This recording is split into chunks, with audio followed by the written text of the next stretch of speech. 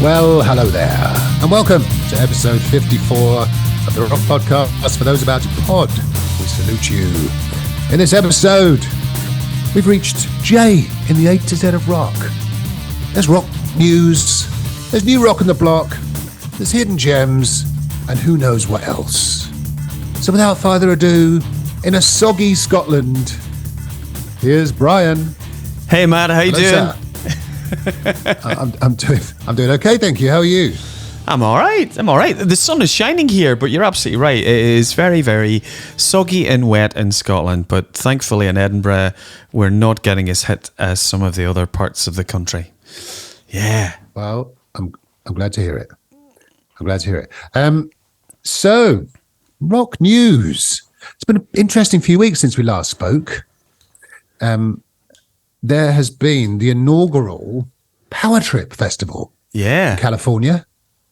Well, you and I didn't go. We weren't invited, nor could we afford to go, of course. We couldn't find enough money down the side of the sofa. A friend of ours, Alan Child, went. Really enjoyed it. Had a great time. He did. It looked fantastic, though. AC/DC, their first gig with Brian Johnson in many years. And what a set they put together. 20 some odd songs. 24 songs. 24. Oh, okay. I'm glad someone's paid attention. Songs from different eras, starting with "If You Want Blood, You Got It," and some of the old favourites, of course, but slipped in "Stiff Upper Lip" and songs off the recent albums, "Demon Fire," "Shot in the Dark," and so on. But it looked good. I was quite envious. Weren't you? I was, and Alan didn't mention anything at all about going to Power Trip, and you get this little message of a video of AC/DC, and you're going, "You're at Power Trip." Yeah, he told me at Stillhouse, Brian, but you were probably having one of your many siestas. I was napping. Napping. Yeah, you've been up about 20 minutes. He went back to sleep. But yeah, he went all that way to California. And he was miles back, but he said he had a good time. It looked good, as well as AC/DC, who, even though they sounded okay, I think there were one or two kind of, let's forgive them because it's the first gig with Brian Johnson for several years. Obviously, as we know, Axl Rose filled him on previous UK tour back in, I think, 2019, 17, I don't know. So John O hasn't sung with him for a few years. So I think in one or two places he did sound a bit like he was, a bit ring rusty, as it were. But you can forgive that, can't you? Guy's 76 years old. You can indeed. And everybody's now clambering around social media going, right, your first show in 7 years. When can we have a year-long world tour, everybody? Yeah. Well, I said it before. I think there'll be some. I think there's some scope for some big festivals. Let's talk about Rock in Rio. Yeah, I think Glastonbury might be an option for them. Yeah, exactly. I mean, maybe and the Hyde Park thing is.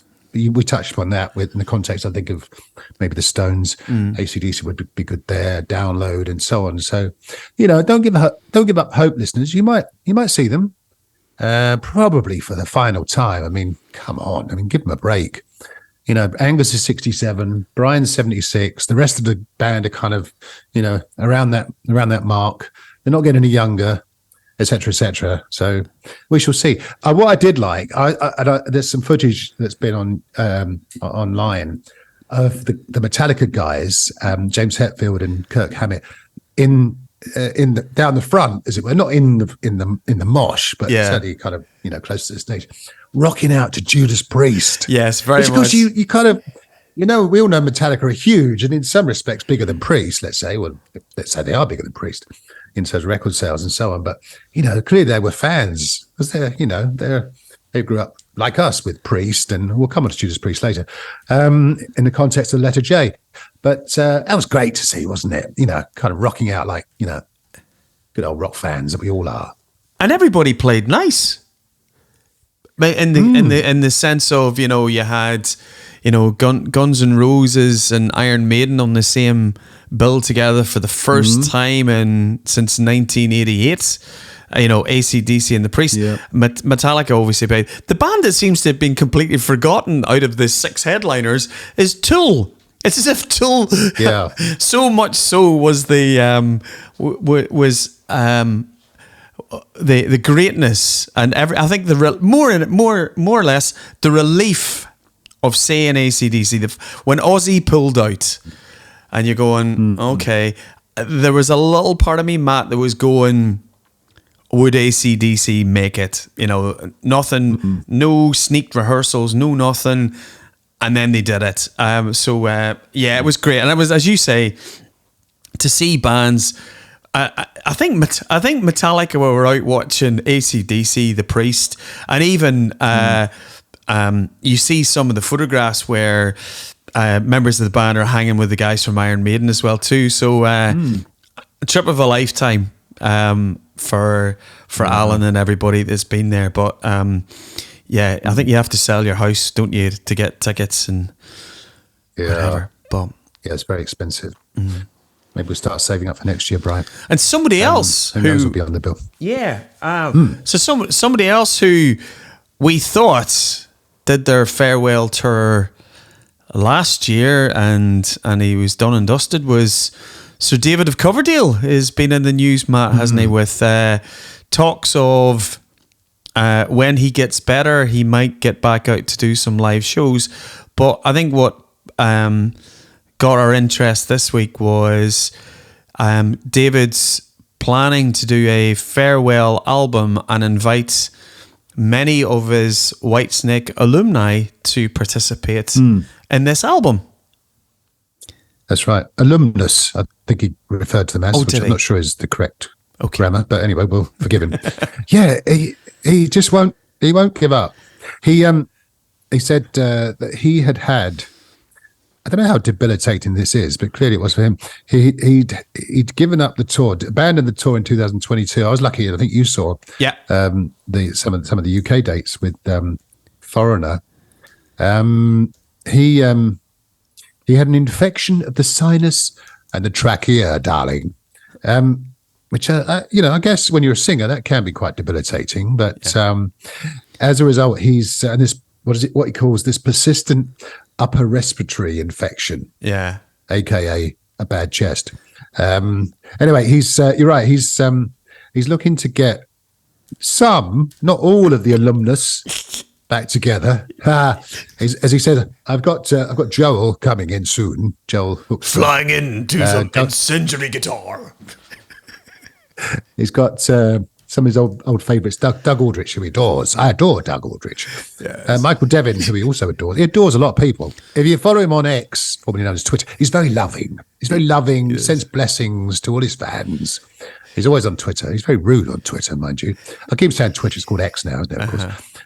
He's got Adrian Vandenberg's on board, Doug Aldrich, Michael Devin, as I mentioned, Tanya O'Callaghan, of course, he adores. Yes. He made more of the fact she's beautiful and gorgeous than she's a good bass player. But again, it's Coverdale, so you can kind of forgive him for that. No mention, however, of Messrs. Moody or Sykes or Murray or anyone else you care to have mentioned that is still with us and has been in Whitesnake. No Rudy Sarzo or Sir Vivian of Campbell, and so on. Steve Vai even doesn't get a look in. I imagine Steve Vai's on the list because they're still kind of pally, aren't they? Yeah. But we shall see. That'd be fun, won't it? Yeah. Maybe. You like Whitesnake, don't you? I love Whitesnake. Maybe get Dino. Dino can sing the lead vocals. David, get Dino Jalisic to sing the lead vocals, and David can just stand in a nice black suit with a bow tie and can be a conductor of the Snake Orchestra. It's not a bad idea, actually. I can just picture him side the stage, just like velvet jacket, cravat, maybe drinking a glass of brandy, darling, and just leaning and just smoking a fake cigarette on a long cigarette holder. Yeah. You get a picture. And he's cutting his hair off now. He's going to have to grow that for any tour, isn't he? Come on, very much. Well, he can keep the hair going. Well, he can borrow maybe some of Glenn Hughes's hair because Glenn seems to have. He now has a wonderful mane. He's got gravity-defying hair, hasn't he? Let's face it. He has. More to come on the Whitesnake sort of farewell album. And who knows, it might feature one or two of the old alumnus that we haven't yet mentioned. Yeah. You never know. You recall, we talked about at length about the Black Sabbath ballet. And a friend of ours, Matt Graydon. Hello, Matt. He listens occasionally, not very often. No. But he does listen occasionally. No. What do you mean no? No, he just doesn't listen, or no, no, you agree. I agree. No, he doesn't. No, I agree. Anyway, he sent us a nice little review. Did he? He's a writer, our friend Matt. I'll read you a bit of it. Mm-hmm. He says the ballet was split into 3 parts with bar-busy intervals in between, as you might expect. Because as we mentioned last time, 60% of the audience have never been to a ballet before. So they're the boozers at the bar. In between the, rubbing shoulders with all the usual ballet fans. Part 1 was a little surreal about the Sabbath phenomena, but I was enthralled from the minute it began, which is nice. I didn't realise it was going to be like the story of Black Sabbath. No. It's about the phenomena, first part. Part 2 was all about the band with anecdotes from the voices of the band, including yours truly, Tony, Amy, and Sharon, of course. A bit too much Sharon, he mentions. Part 3 was about the fans and brought the show to an epic finale. Music arrangements for the Sabbath songs Paranoid Iron Man, War Pigs, Black Sabbath, Solitude, Orchid, Laguna Sunrise, and Sabbath Bloody Sabbath were great, and the floating spirit guitarist made a great job of Tony Iommi's riffs. Simple Stage was Sabbath themed, and there was an upturned silver car with a Sabbath devil figure atop it. He uses the word atop, which I think is nice. It took centre stage. Anyway, all in all, he really enjoyed it.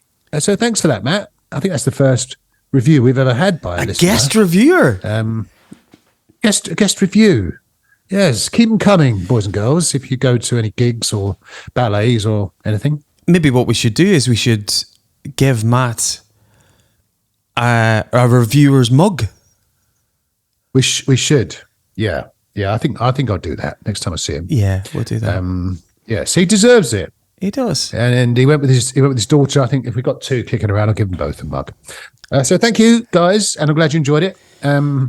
Congratulations to young Wolfgang Van Halen, Matthew. Married in October to his lovely fiancée. Went down the aisle to 316, which is one of Eddie Van Halen's instrumental pieces that he used to play as part of his solo piece, which he recorded. I didn't know that it was called 316 because of Wolfie being born on the 3rd of March, was it? Or 16th of March? Yeah. 16th of March. Yeah. Yeah. That is a lovely touch, actually. Yeah. His mum, Valerie Bertinelli, Wolfgang's mum. We love Wolfgang on this podcast, of course. His mum walked him down the aisle, which is very sweet. Yeah. And his it's now wife, Andrea, was accompanied by her dad to Dean Martin's "Everybody Loves Somebody." That's got on the playlist, Brian. That's a great song. I don't think we've ever had Dean Martin on the playlist before, but that's going on. It's sanctioned. Oh, good. That means you're going to let it on. By the way, that was sweet. So he had, as you said, that song had my father. The song had been written by his father for him. And it was a nice way to include his dad, which I think is lovely. Yes. So good on you, Wolfgang, and good luck, Andrea. A long and happy marriage together. And God bless you. And we shall see Wolfie next year because he will be supporting.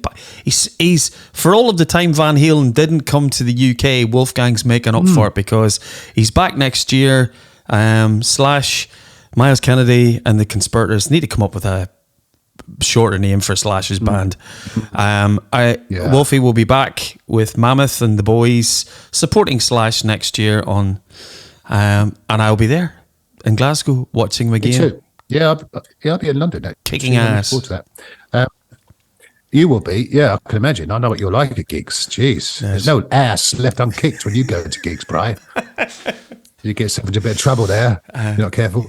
Yes, good on you, Wolfgang. We look forward to seeing you next year. And finally, what would have happened in the late 80s if Ozzy Osbourne had put together a live band for Rick Astley? Yeah. Yeah, I was reading. What a thought. Yeah, I was reading Rick Astley's great. He's whenever he's big pals with Dave Grohl. Has the mashup of Teen Spirit and Never Gonna Give You Up is just it's YouTube gold. And when he plays with his solo band, Rick's a really good drummer as well too. So I think he was on Glastonbury this year, where he's playing drums and singing along to Highway to Hell. Right. And I think it was in the late 80s when Rick was obviously as part of the Pete Waterman empire and Never Gonna Give You Up, his big first single, blew up all over the world. He went to America and he met Ozzy and Sharon. And Ozzy said to him, if you ever want to get a live band together, I know all of the best players. So Ozzy offered to put a live band together for Rick Astley. And the way you've got visions of Robert Trujillo, Zakk Wylde. Yes, imagine that. Yeah. Oh my goodness! And of course, Tommy Aldridge on drums. Absolutely, it'd be fabulous. Yeah, my goodness. I mean, the mind boggles. Yeah, sliding doors and all that. You never know how that might have played out. Yeah, but yeah, he's become a national treasure, Rick Astley. I mean, obviously, he's not really kind of those about the pub. We salute you, fodder, as it were. But he's become, in this country, and I think globally, he's loved because of that song. Yeah, and he's good on you, because he, as you say, does sort of span the sort of genres, does he, with his doesn't he, with his rock collaborations, as it were. But yeah, that's an interesting concept, isn't it? God knows what they would have been called. Rick Sabbath. But yeah, actually got it right there. Brilliant. Right off the top of it. Oh, I love it. Right, that brings us to You Rock on the Block. Ooh. Yeah, it's got some interesting ones this week, haven't we? We have indeed. So where should we start, Brian? I think let's start with new music from a band that you like, that we've seen. Yes. Let's start with King Herd. Yeah. Yeah, we talked about them last week in the context of their single, which is out at the moment, like it used to be. The album, which is also called King Herd. What did you think of it, Brian? I will give you my two penneth in a minute. What did you think? Do you know what? You know the way they talk about compilation albums, Matt, when they say, listen to this album, there's something for everybody on an album. And when I listen to the King Herd album, there is something for everybody. I know Spotify and all these streaming services, everybody wants to pigeonhole bands, and I suppose King Herd are known as an alternative rock band. But when I listen to the album, it's got melodic rock. We're in Alter Bridge, even Journey territory. It's quite really, really melodic. Then you can get into sort of like grungy, hard, detuned chugging. Really sort of riff. We talked about Black Sabbath, and that kind of real dark Black Sabbath. And I was just really surprised. Every track that I listened to, I was surprised. When I listened through it, it wasn't formulaic in any way. And then I know, the singer stands out for me, Dave Taylor. When I listened to Dave, I thought, we don't really have anybody to... Actually, we're getting some really good English and British singers at the moment, Dan Byrne. But Dave's up there. Yeah. He's in that Miles Kennedy range of singing. So, yeah, so well produced. Sam Miller's produced it, who was involved with the Temperance Movement. So I was pleasantly surprised, Matt, because I know we saw them at Steelhouse, and I thought they were good. But the album is so well constructed, so well produced, a real welcome surprise for me. Yeah. Well, that's great. Yeah, I loved it. I absolutely loved it. It's. I would say it's in my top 3 albums of the year. as you say, it's got melody running through it, which is it's an interesting balance with rock music and melody. They're kind of in a way strange bedfellows. Obviously, there are melodic rock bands by definition. There's a whole subgenre.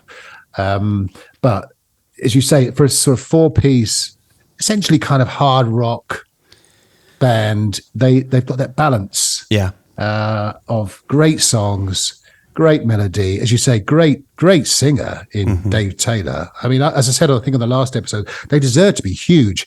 In some respects, you could almost overlay Wolfgang Van Halen with them. They got that similar kind of melodic, sort of sonic appreciation. Yeah, let's say. Yeah. Where it's about the songs, the delivery's great, but there's a melody running through the vocal, which lifts the song, and really drives it along. I absolutely love that album. Yeah, I mean, songs. I remember Def Leppard when they wrote Hysteria. They were, and you touched upon it. I think when they wrote Hysteria, they're almost writing a greatest hits album. And this, I mean, there's no weak songs. It goes from Halo, Remedy. There were the songs that were out last year. Somebody Else, which is the next song. I love that song. Please put that on the playlist, Matt. Yeah. Yeah, Medicine was a song out last year. Great song, Like It Used to Be. We touched upon last episode. I mean, it's track after track of just pure gold, and I loved it. And it's, as I say, it's one of my top 3 albums of the year so far. And bearing in mind we're in October, might be hard to displace. Ooh, high praise indeed. Have a listen to it, boys and girls. Go and buy it, by the way. New band up and coming. Go and buy it. Don't just stream it. Go and buy it. Get a copy, a vinyl, buy a T-shirt, etc. They're going to be huge. Great stuff. Yeah.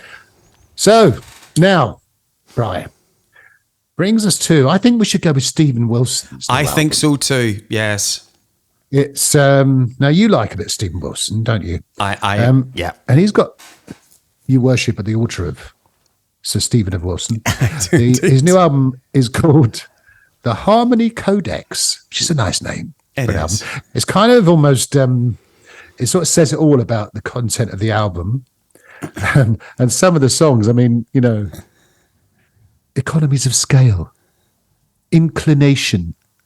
I mean, it's in a way, it's not prog. I'm just going to give you my summary of it quickly. Because I'm not a prog fan, as you very well know. I dabble in the dark arts of prog, occasionally with Rush and Pink Floyd and so on. But I'm not a sort of a.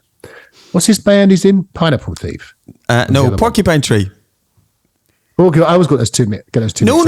But Matthew, there is a connection because Gavin Harrison is both the drummer in Porcupine Tree and the Pineapple Thief. So you are right, but you are wrong. Yeah. Well, it's the PT, isn't it? But he just throws me exactly. Yes. Pineapples and porcupines. I ask you. Anyway, I am. We invented the genre Sunday morning rock. Yes. Well, this is Sunday morning prog. This is Sunday morning prog, in my opinion.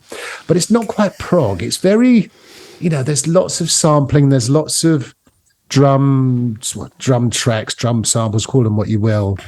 It's quite an intriguing. It's a very interesting album. He's a good singer, Stephen Wilson, rather. He's a good singer. But he's no Paul Rodgers. He's got a certain sort of understated style about him, let's say. But I think it's worth a listen. I mean, it's kind of, I would say it's kind of almost industrial techno prog in some respects, or as I prefer, Sunday morning prog. But I would certainly have it on in the background. It's good dog walking music, I can tell you that. it just washes over you, and you think this is pretty good, but I'm not really listening to it. I'm just letting it kind of enter my brain through my ears and just kind of swirl around. And it's a very interesting kind of experience listening to a Stephen Wilson album. It was my first time, by the way. I was a Stephen Wilson virgin till I listened to that album, and it's pretty good. What do you think, Brian? I'm going to let you take centre stage now because I'm sure you loved it. I wouldn't say I loved it, because with Stephen Wilson albums, and it's. You never get, if you get a Stephen Wilson album within the first listen, it's quite linear then. I think with this album, there's 2 or 3 tracks that I that I got straight away. The track that you have to put on the playlist, Matt, as a starter for 10 is Impossible Tightrope, which is the track which is 10 minutes and 42 seconds long. And when I was listening to the album, the best way I could describe this with the light and shade of this track was Frankie Goes to Hollywood fused with Miles Davis and John Coltrane. Because you had it was like you had the wonderful Trevor Horn crisp production, kind of Tears for Fears, mid-80s production, really nice guitars. And then you had, and then the light and shade on it, Craig Blundell, one of the standout musicians on the album. He Craig's an amazing drummer, plays with Steve Hackett, fabulous player. So it's all these brilliant time signature changes. And then you have this jazz sax trumpet solo in the midst of it, and you're going, as you say, you listen to it and going, oh, this sounds really, really good. And then he just knocks you off kilter with something that doesn't sound sonically melodic, but you go, I'll give it a chance.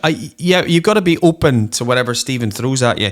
So to me, I was kind of, there was elements of early Genesis, bits of Tears for Fears, and then you're intrigued and you're listening, and then you'll get a track like What Life Brings, and you get into that lovely Steven Wilson sort of dream pastoral chorus, choral singing, lovely, Sunday morning prog. You're reading your paper. It just it's copyrighted, by the way. Is that okay? How much do I'll put a pound in the Matt jar. So it was very, very interesting. It's not my favorite Steven Wilson album, but it was just really interesting. And for somebody who, wrote the album, it's a lockdown album. So he was basically in his garage, in his townhouse, and he made that quality of an album. It is, to me, it's modern day, new, progressive rock. So fabulous. If you just we'll put a couple of tracks on the playlist. I have to say, whenever I saw the title, the final point is, whenever I saw the title of track 5 on the album, Rock Bottom, I did think of you. Yes. And I did think, I wonder if Matt's going, could Steven Wilson be doing a cover of a UFO song? No. No, sadly not. No, I like Steven Wilson. I like him because he is a self-confessed Diamond Head fan. Is he? Good. I think he's brought up like many of us on the Nawabum era, and he's a Diamond Head fan. So he could do no wrong in my book, certainly in that respect. But yeah, listen, boys and girls, the new album by Steven Wilson, which is called The Harmony Codex, out now, weighs in at 1 hour and 4 minutes. So you get value for money. Which brings us, Brian, to Dark Side of the Moon, Redux. Never quite sure what Redux means in this context. By Roger Waters. So this essentially is as we touched upon it, I think a few episodes ago, Roger Waters is no longer, and hasn't been for many years, part of Pink Floyd, but he has re-recorded in his own inimitable style, which we'll come on to talk about, the Dark Side of the Moon album, which was a colossal album from 1973, and one of the greatest albums, biggest selling albums of all time. And he's re-recorded songs, or the songs on the album, very stripped back, and he sings all of the lyrics that would have been sung by Dave Gilmour and Richard Wright and himself previously. I'm just going to kind of carry on, Brian. I mean, it reminded me a lot. It's very almost spoken singing. Yeah. That kind of Johnny Cash style, which is quite, fair enough, I guess. I mean, he does sing, but he also kind of talks. And there's a narrative kind of commentary running through it as well. It reminded me a bit of, do you remember the War of the Worlds album from the late 70s with, I think it was Richard Burton, the actor, the great Welsh actor, was doing the commentary. And it was a huge album. Jeff Wayne's War of the Worlds, I think it was called, from about 1979 or something. And it reminded me of that. It's got kind of this, as I say, this narrative, this commentary going through it. He talks about the death of his friend Don. He talks about all sorts of other kind of life and death type scenarios. There's a very kind of sort of almost morbid undertone to the way he kind of portrays the album, which I think is we were talking about it earlier. I mean, Dark Side of the Moon is about life and death within itself, but there's a lot of, and you'll probably quote that introductory line in a minute because you've got better memory than I have. But there's a kind of a sense that he's in touch with his own mortality. Roger Waters. So it's an interesting album. I would give it a chance. I would imagine Roger Waters, Pink Floyd fans are all over this. But even if you're not, and if you're thinking, oh no, don't touch the original classic, have a listen, because it's a bit like Stephen Wilson. It gets into your brain and starts sort of, wheedling its way in, and you can't help but kind of carry on listening to it and think, oh, what's Us and Them going to sound like in Great Gig in the Sky and so on. Anyway, enough of my yakking. What did you think, Bri? For me, I couldn't agree more with you, Matt. It was the images of Johnny Cash. It just felt like Roger Waters had gone into the studio with Rick Rubin and let's do a completely stripped back version of Dark Side, but no solos. No, Pink Floyd's always been, you think of Comfortably Numb and Another Brick in the Wall. You've got the scales of Dave Gilmour's breathtaking, heavenly, angelic guitars, and then you've got the broodiness of Roger Waters, telling his stories through his lyrics. So I was listening to it and I just thought it was just brooding, dark. It's actually 5 minutes. The album itself, the new version, or the reimagining of the album, it's actually 5 minutes longer because he's played all the songs slower. It's like I think Dark Side. I think Dark Side's something like 40. It's originally 42 minutes, and this new recorded version's 47 minutes. So it's so much slower. But I like you, it works, and I know when I'm listening to, Roger Waters does like to get lots of stuff off his chest, and he's lots of things to say. But when you listen to some of the lyrics in songs like Brain Damage and Eclipse, which talk about life and just the journey of life. First lyrics that he sings on the album, he says, "The measure of a man in his old age are the deeds of a man in his prime." And I just thought, how profound is that? It's just so I know. Just some of the spoken word passages were phenomenal. I have to say there was some standout tracks for me. Us and Them was phenomenal. Great Gig in the Sky. It just, as you say, you've got to give the album a chance. It's a completely different experience. And I think if you're of a certain age, it might resonate with you more. So if you're if you're our age and you understand what Dark Side's about, and this is just a different sort of turn on it. I would say there was some of the spoken word passages which kind of took away from the lovely orchestral music. It would have been less is more for me, Matt. For some of the tunes, but I was kind of a bit. I wanted to dislike it. Because I love Dark Side of the Moon. As you say, there are some albums you go, please stay away. Don't touch. How can you touch an album that's sold 45 million? Yeah, exactly. But we gave it. I'm with you all the way. Yeah. It's as you said, it's dark, it's brooding. It's just like Roger Waters. It's a reflection of him as a person. As you say, he's always got something to say. not all of it is always palatable, No. as it were. But yeah, it's an interesting take on the classic Dark Side of the Moon. So check it out, boys and girls. Yeah. Check it out. Matt, we move ever closer to the letter K in our A to Z of rock. But that's next episode. This episode. Okay, yeah. I was thinking, for a minute, I'm thinking K. Yes. Or is it X? I don't know. Oh, I don't know. We'll maybe squeeze them in both.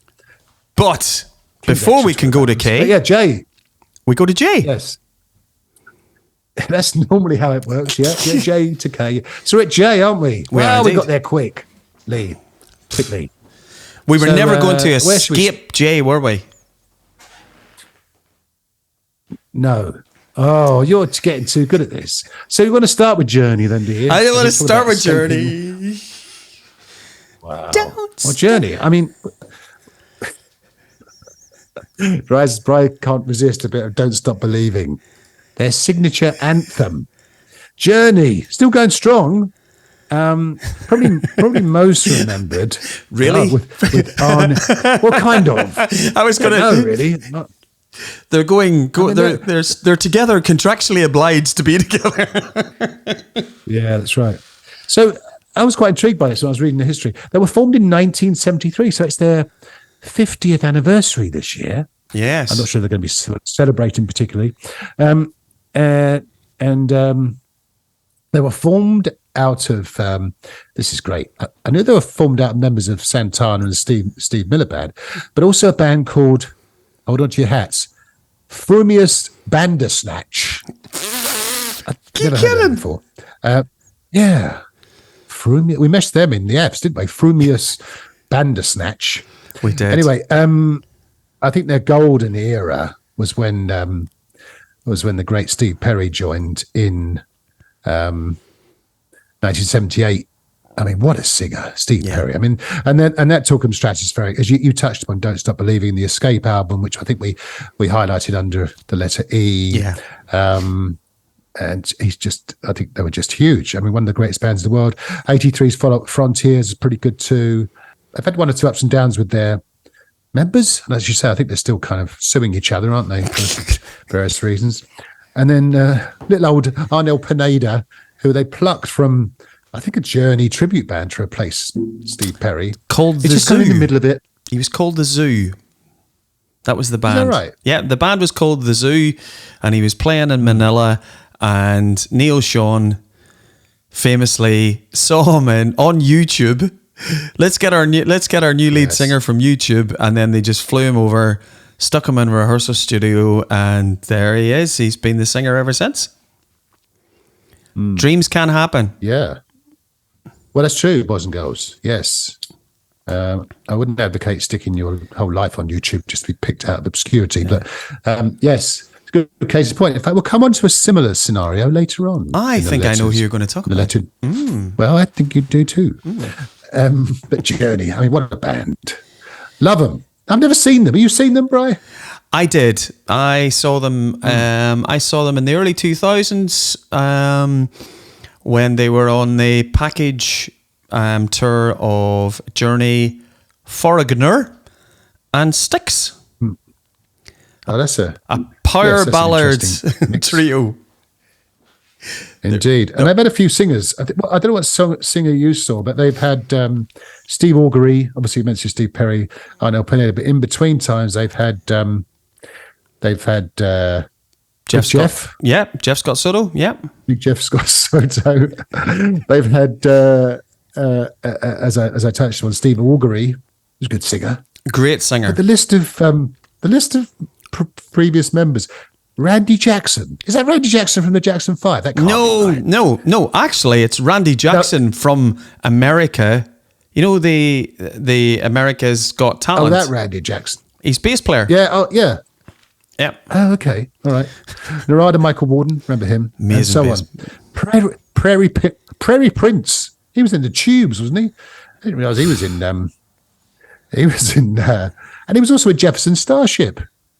Prairie Prince. Really? Just a bit of a tongue twister. You had a gin and tonic on a Saturday afternoon. who was also a member of Jefferson Starship, who we should mention in the context of Jays, only because of the magnificent song Jane that came out in about 1980 or 1979. Oh, with Mickey Thomas. Yes. Fabulous. Not the Manchester United and Welsh player, by the way, boys and girls, if you're thinking. Different Mickey Thomas. That would be soccer. Journey and soccer for our American listeners. Yes, hello America, by the way, to quote Def Leppard. Hope you're doing well over there and Canada, of course, and everywhere else for that matter. Get in touch, Facebook, etc. Right, where should we go next, Brian? Letter J.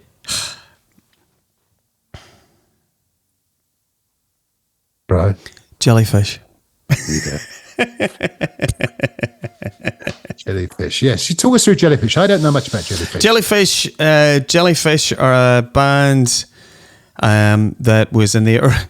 There's so many similarities between another band that I love, Jellyfish. Yes. But we'll not talk about them till next episode. No.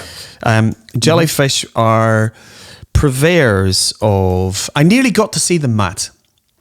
Jellyfish, Jellyfish were on the bill. They opened up the bill for NXS's, NXS's big live show that they did at Wembley Stadium, which came in the album Live Baby Live.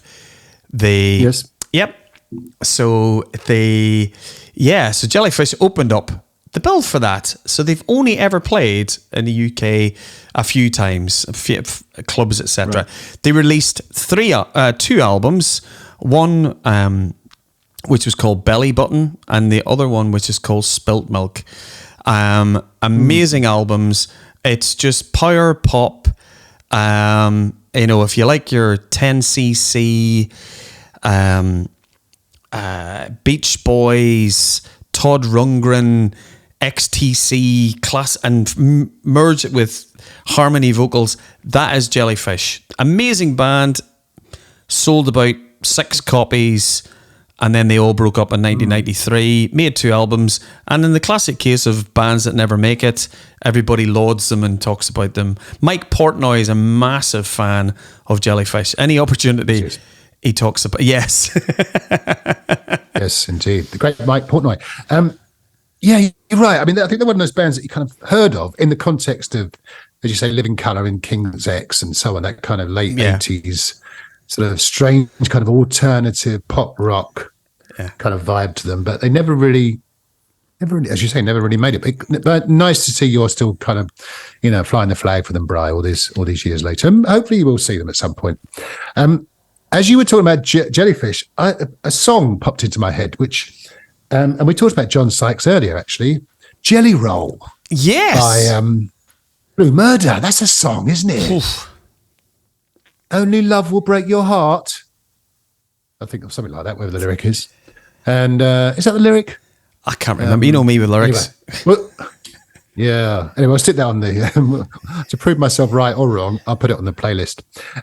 We can't overlook the Mighty Priest, which is a bit like Iron Maiden. They are officially known as the Mighty Judas Priest these days. So that's the kind of open brackets, the Mighty, close brackets, Judas Priest, who've been going since 1969. Although, interestingly, this is I think we touched upon this actually on a previous episode. They started as Judas Priest, then broke up as Judas Priest, as it were, in about 1971 or something. And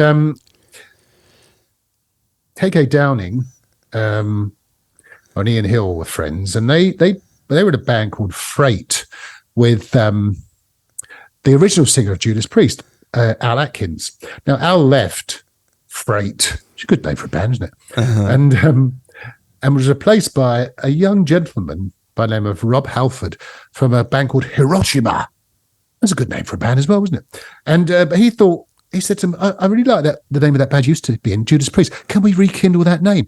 And that's what they did. They kind of took the sort of redundant name and became, Judas Priest since about 1972 with Sir Robert of Halford. They have sold, believe it or not, in their career, 50 million albums, which, I mean, is colossal. breakthrough with British Steel in 1980. I first got into them about 1979 with the magnificent live album Unleashed in the East, which is kind of half recorded in Japan, half recorded in a studio in England.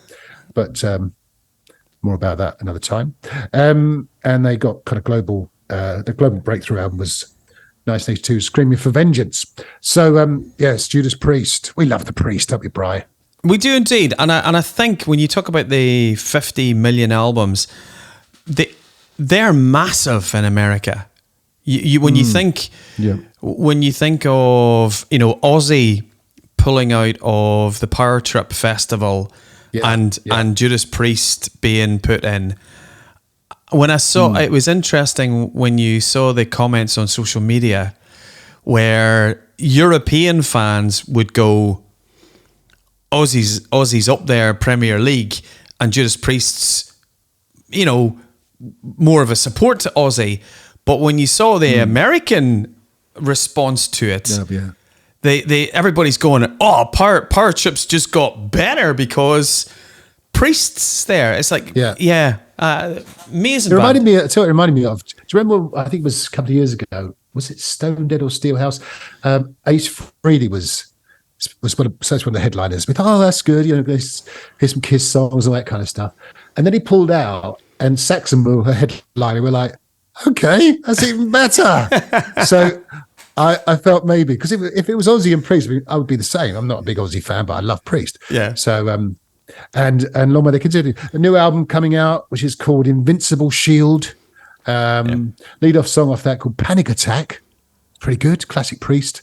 Rob Halford sounding fantastic. So yes, the mighty Priest, Judas Priest. Long may they continue. Absolutely. And right. And somebody who I remember this video on Top of the Pops. This is one of the classic, I'm just going to say classic rock songs of the late 70s, early 80s. The song is I Love Rock and Roll, and it is by Joan Jett and the Blackhearts. So I would like to present Joan Jett into our A to Z of rock and roll, because that is just one of those songs. Do you remember the video on Top of the Pops where she comes in and I do. The jukebox? It was probably. Do you know what? It's probably the first time I ever saw a jukebox, Matt, on a video, and there was Joan just looking, amazing. And an interesting fact that she didn't actually record the first version that she ever recorded of I Love Rock and Roll wasn't with the Blackhearts. It was with Paul Cook and Steve Jones from the Sex Pistols. They actually recorded that and put that out as a B-side for one of her singles. So yeah, and then that was Joan, her big single, and you kind of go, I know, and she was on the Motley Crue, Def Leppard tour, so she's still going. She's still going strong, and there's been some fantastic documentaries in the past about obviously the Runaways, and what she was doing with that band. And you had, oh my goodness, you had Sherry Curry and obviously Lita Ford. So probably one of the forerunners of an first all-female rock band from the early 70s. Then you had Rock Goddess, oh my goodness, and all of the other female rock. So I think she's a bit of a rock and roll pioneer, is old Joan Jett. Yeah, absolutely. She's done so many good songs. Bad Reputation, I Hate Myself for Loving You, and so on. Yeah. I thought you were going to say, of course, that I Love Rock and Roll, in fact, was a cover originally, of course. Yes. By the excellent British band, who were quite a kind of boy band back in I remember them in the mid-70s, actually, by the British band Arrows. But I think she made it her own. And as you say, it's if you ever buy those kind of dad rock Father's Day compilations, it's always on there, isn't it? It is indeed. It is indeed. Yeah, good shout. Joan Jett. Right, Brian. Let's move it along. So I'm going to just throw in jeans in the J's. Okay. We talked about denim. We talked about denim jackets, but jeans. Wow. Much coveted, of course, when we were young. I mean, I think in Ireland, you told me you were big Wrangler fans. Yes. We coveted the Levi jeans back in the day. You were Wranglers and Lees, weren't you? Yes, it was Wranglers and Lees. And famously, Mama's Boys. Mama's Boys, if you see some of the early promotional pictures for Mama's Boys and their early singles, they were sponsored by Lee. So if you could get like a Lee T-shirt with Mama's, they were. If honestly, if you dig into early promotional pictures of Mama's Boys, you could get badges and everything. It was all Lee, you know, Wranglers was it, and then Mama's Boys had Lee's. So you're going, Lee jeans, and then of course you work your way up to the Premier League, and then you're wearing Levi's. That's right. Who I think sponsored Quo for a while. I mean, you would, wouldn't you? I mean, the band that is most synonymous with denim. It's jeans. And finally, there's a lot of Joneses in the world of music. You touched upon Steve Jones. Yep. I think of the Sex Pistols earlier. I mean, not surprisingly, there's a lot of Joneses. I met one, of course, at Gatwick a few weeks ago, John Paul Jones of Led Zepp. And you and I were thinking, well, we've got enough Joneses to form a supergroup. Exactly. A supergroup. Good. You're getting good, aren't you? A supergroup. I'm trying 54 episodes, just sinking in. Excuse me, I've got that one copyrighted. Cha-ching. Yes. So you'd have Kenny Jones on the drums. Absolutely. From the Faces and the Who, and a band called the Jones Gang that you mentioned, Brian. Yes, Jones Gang. That was a band that Kenny put together with Robert Hart, who was one of the replacement singers for Paul Rodgers in Bad Company. I think Robert still continues to go out and perform with Dave Bucket Caldwell. That's right. Yeah, I've got to see him in a few weeks, actually. Yeah. Oh yeah. Bad Company stuff. Yeah, Robert's a great singer, and Dave's a brilliant guitar player. So we've got Kenny Jones in the drums, and we've got your mate on bass, haven't we? John Paul. Yeah. Hello, John Paul. Okay, thanks. That'll do. Nothing. Let's have a little wave and a smile. I would like to nominate on the lead guitar, Mr. Mick Jones of Foreigner. Oh yes. A shout. Well, you could have Mick Jones of the Clash, of course, on rhythm and lead and vocals to an extent. Can you imagine having two Mick Joneses in your band? Right, Mick, you take this solo. Me? No, not you, Mick. The other Mick. What? No, not you, Mick. Mick. Who said Mick? No, Mick, not Mick. Yes, it'd be very, very, very, very. No, Mick J. I am Mick J. And so on. Very confusing. I would like to go with Kelly Jones of Stereophonics up front, the singer. We love him. That's a really good shout. And can we have Howard Jones on keyboards? We can, yes. Great shout. What a band. What band is it going to be? What would they be called? Keeping Up with the Joneses, possibly, something like that. Yeah. You got to think about one now, aren't you? No. Keeping Up with the Joneses. Right. Any other J's? Any other? Well, you were going to. Honorable mentions. Yeah. Before we get, honorable mentions we'll do in a minute. But let's circle back round. You were talking about Mr. Arnold Pineda, and you were wanting to maybe mention somebody who had a similar experience about being potentially plucked from obscurity and ended up in being in one of the biggest bands in the world, who may have played at Power Trip. Yes. That's right. Yes. Well, yeah, we overlooked that, didn't we? And it was this kind of centerpiece for the movie Rockstar. Yes, when Tim Owens was plucked from a Priest tribute band to replace Rob Halford in about 97, I think it was. I saw him with them, actually.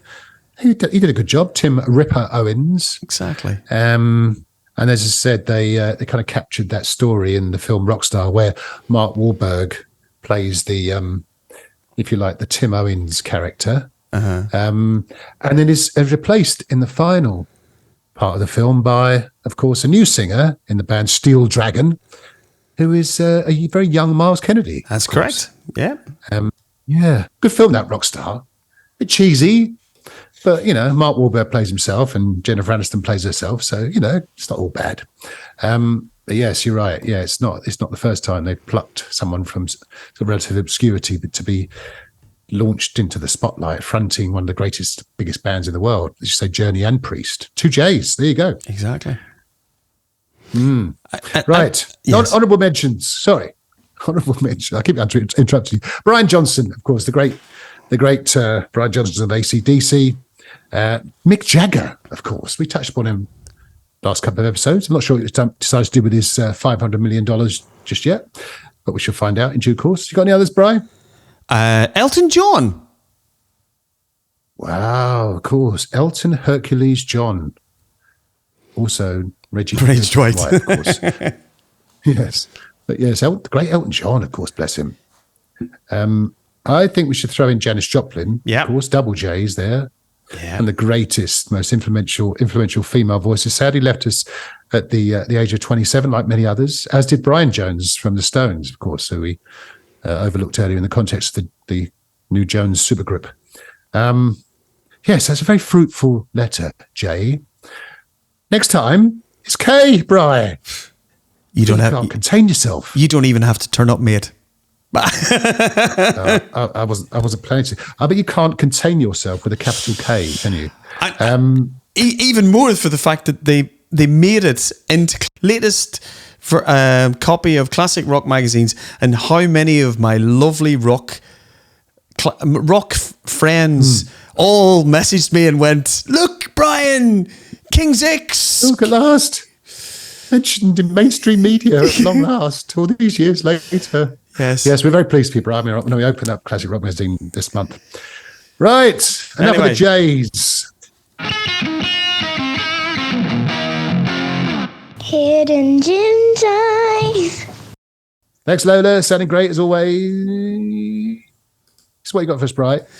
I am going for a Scottish band this episode. Are you? I am indeed. Not for the first time.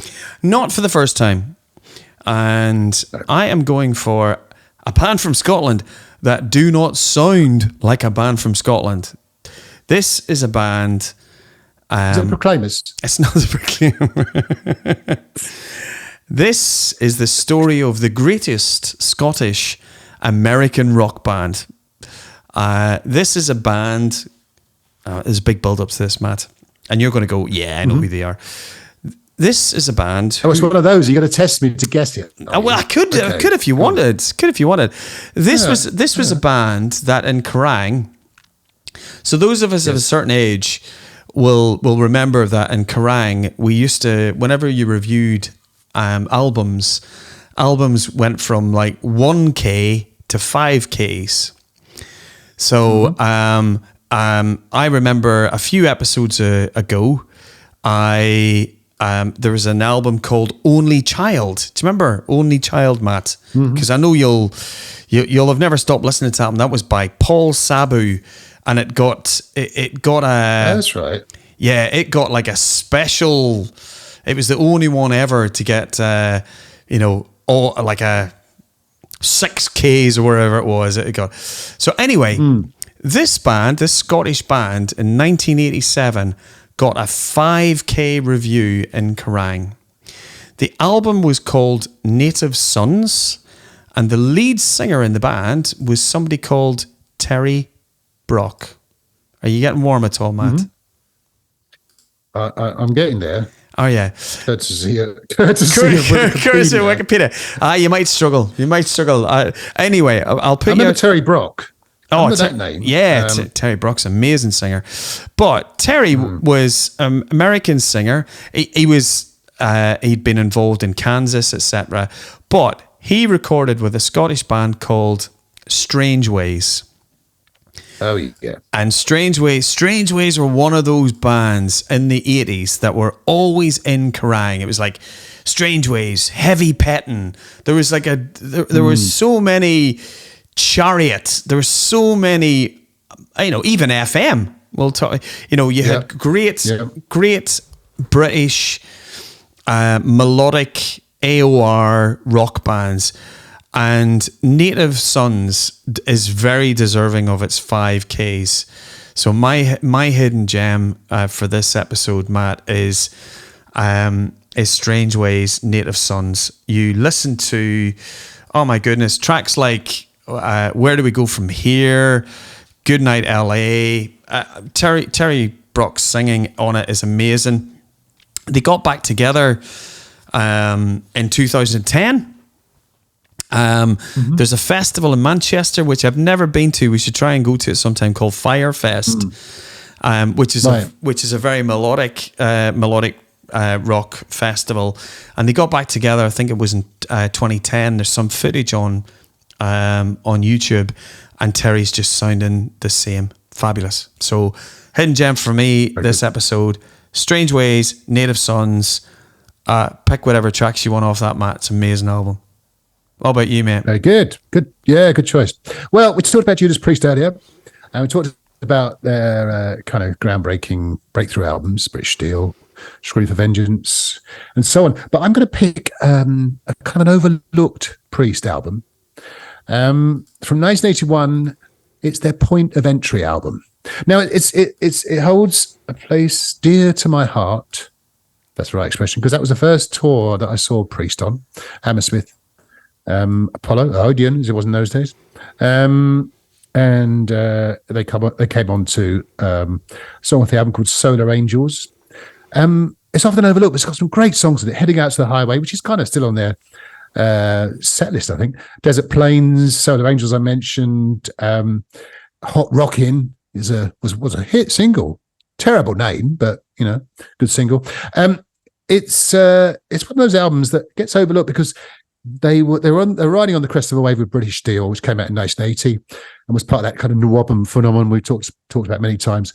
They decided to record this album in Ibiza, which is, I don't think was and is a kind of a sort of hard rock, heavy metal kind of location, particularly, but they decided to record it there. And of course, when you're recording an album in Ibiza and you've got a few quid and you've got a tendency to enjoy the many things in life, let's say, there's a lot of distractions. So the album, I think, kind of suffered because of those distractions. I think KK Downing was on the brink of leaving during that era because he was so distracted and so on. But it's a good album. I like it, and it's worth a listen. It's produced by the great Tom Allom. Good songs, and as I say, is well worthy of the title of a hidden gem. So for me, from 1981, Judas Priest and their Point of Entry album. Good show. There you go. Do you know that album? No. Well, you will now. You will, exactly. That's the essence of a hidden gem, isn't it? Absolutely. You will now. So that's it, Brian. I think we're done. We are indeed. Episode 54 in the bag with a little bow on it. A little pink and spotted pink bow, I think, this time. Check us out on Facebook, everyone. Please get in touch. Please, like us on Facebook or follow us or whatever people do. We're also on Scotland Rocks Radio every third Tuesday, so have a listen. Brian's got a podcast that he recorded on his own. I was off sick at the time with my lung infection, so I didn't really feel like talking to anyone. Brian's done a fantastic interview with the great Skinny Knowledge, which is coming out, I think, this week. They've got a new album out end of this month, Brian, end of October. They have indeed. Which is great. It sounds great. They're a great band. So, yeah, check out Brian's interview with Skinny Knowledge. He's done a great job, by the way. Well done, Brian. And it was good to listen. I listened to the edit. I haven't published it yet, but it's great to hear. It's great to hear you talking without me, because it was like I could just sit back and enjoy this. It's great. So yeah, check out Brian's interview with Skinny Knowledge, and good luck to them. I'm going to see them next year with Jack J. Hutchinson. I made a point of going to see them. That's a nice bill. Yeah, check us out. Yeah, absolutely. Check us out on Facebook, as I said. We're on X when we couldn't be bothered to tweet anything. We're on Instagram, and all Spotify platforms. I think. Have I covered it all, Brian? I think you have. You've done very well. I think so. Yeah. Jeez, yeah. Kushti. Anyway, look, see you next time. Yes, indeed. Thanks for listening, everyone. See you next time. Take care of yourself. Lots of love. Best wishes. Rock on. Now.